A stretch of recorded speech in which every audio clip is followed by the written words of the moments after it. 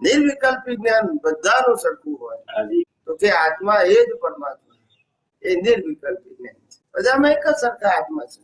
ભગવાન નામ સ્વરૂપે આકાર સ્વરૂપે જુદા જુદા હોય, પણ આત્મા તો નિરાકાર છે, એ બધામાં સરખો જ છે. પણ એને આકાર સ્વરૂપે ને નામ સ્વરૂપે કહો તો વિકલ્પ કહેવાય, નિરાકાર કહો તો નિર્વિકલ્પ છે. એટલે વિકલ્પ થી આ સંસાર ઉભો છે અને નિર્વિકલ્પ થી આ સંસાર સમી જાય.